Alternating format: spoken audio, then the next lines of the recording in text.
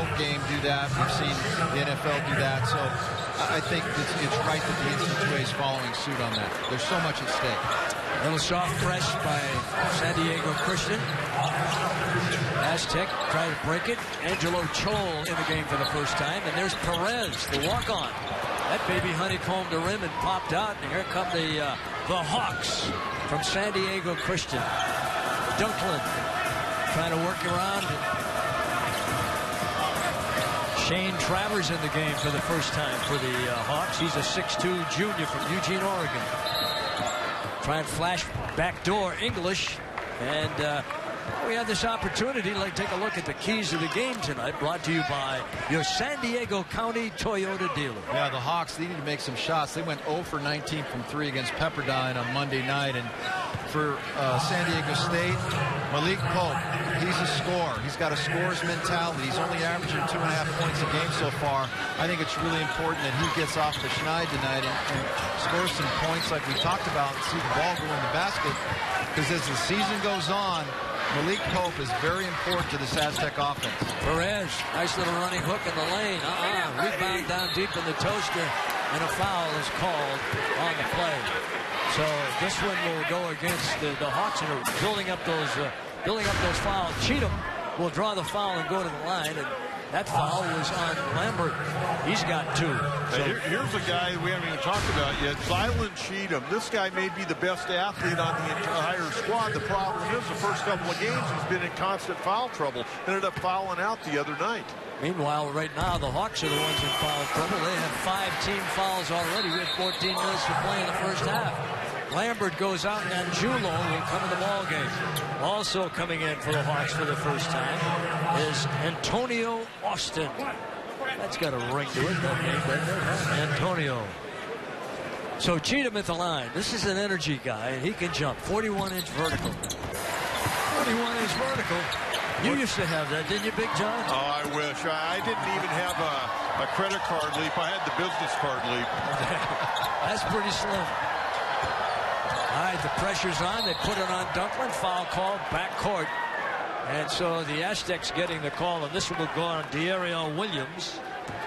There he is, the other part of the Sacramento connection, and they certainly do have a lot of those here at San Diego State. And De'Ariel Williams played some good minutes so far off the bench, playing some point guard, solid, doesn't turn it over, and he's made some shots in the first couple games. He got real strong upper body, not afraid to go in with a tall timber as well. I know. California Redwoods out here, John. Keep it generic. Indigenous, whatever you want to call it. Aztecs with 2 team fouls at the 13.5-minute mark of the first half. Dunklin, he's not been able to get a shot away, and here's a shot that was taken by Angulo and missed. Angelo Chol with the great closeout and the long reach that he had. San Diego Christian had to change the arc on that shot just to get it over his outstretched hand. Angelo Chol looks like he's taken off a few LBSs. He hurt his shoulder, apparently, couldn't lift it, so he slimmed down, and it's allowed him to run a lot faster. He's much quicker with his feet. He looks like a dance instructor right now. There he is. Great follow by Chol. He hung in the air that time like a telephone linesman. Yeah, we've been watching Angelo Chol play for a long time, Brad, when he was there at Hoover High School playing for Ollie Goulston. And, you know, he is such a hard-working player. You'd like to see him get rewarded for a bucket here and there. There's Dunklin on the drive. Strong move, comes up shy.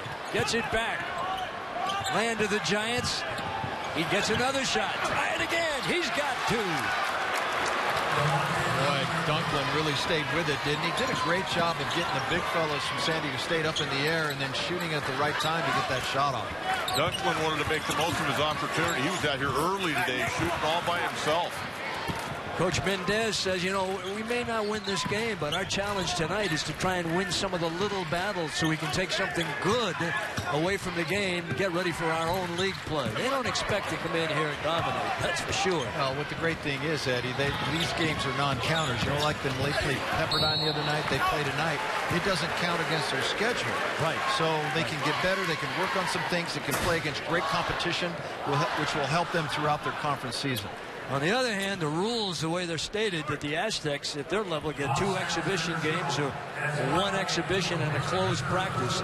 But by playing a non-D1 team, Coach Fisher knows that it doesn't count against their RPI. So scheduling a low D1 team, or in this case an NAIA team, means that it's not going to count against their RPI, which when they start looking at tournaments, that becomes the factor. You know, and Brad, you could talk a little bit about this, just about how you go about trying to balance out a college schedule during the season when you're dealing with RPIs and some of the different statistical things they look at. Well, trust me when I tell you, Coach Fisher and their staff would like to play even a harder schedule, okay, in the non-conference. It's very difficult to get home non-conference games like a Kansas is coming in December 22nd. That is really difficult to do. So, you know, they do have some bye games where they have a budget and they can bring some people in. But to get named competition that really helps your RPI, that's a tough task because nobody wants to come to Viejas and play San Diego State. Oh, sure. Back to Perez. And the walk-on from San Marcos, who started out at the Air Force Prep School. Walked on here and has been impressive. They're on a 12-2 run here. Yeah, Ben played very well against Illinois State. Only saw 2 minutes against Utah.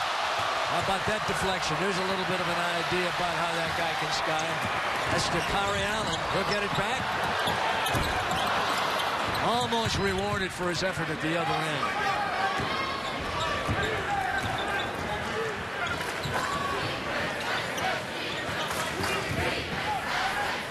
Well, I personally think, fellas, that, you know, with this shot clock at 30 seconds, that really shortens the opponent's ability to get off a good shot against a good San Diego State defense, which I think will produce more runouts, you know, more bad shots, and will produce some offense for the Aztecs when they can push it off the miss. Dunklin's got to do a little bit more of what he just did to try and keep this one close.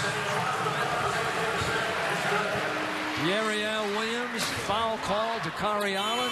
Williams will be at the line, but